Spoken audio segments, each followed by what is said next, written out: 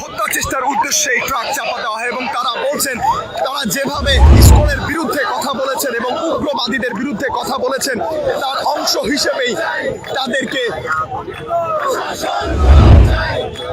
হত্যা চেষ্টার উদ্দেশ্যে এভাবে ট্রাক চাপা দেওয়া হয় এবং তারা সেখানে বিভিন্ন দাবি করেন এবং তারা দাবি করেন যে সেখানে কোনো এজেন্ট হয়তোবা কাজ করেছে এবং সেই এজেন্টগুলোর পক্ষ থেকেই তাদেরকে হত্যা চেষ্টা করা হয় এবং সেখানে দ্বিতীয় কোনো দেশ থেকে তাদেরকে এই হত্যা চেষ্টার পরিকল্পনা করা হয়, এমনটি কিন্তু বিভিন্ন পোস্টে আমরা দেখতে পেয়েছি।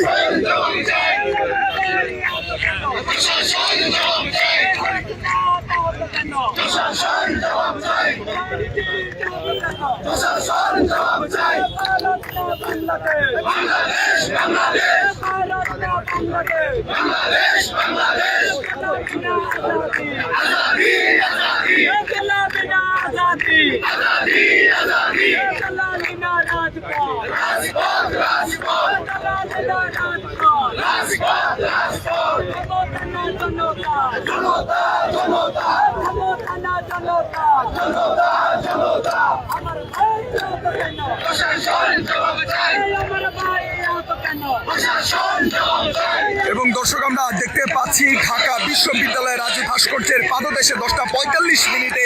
এই বিক্ষোভ কর্মসূচির ঘোষণা দেওয়া হলে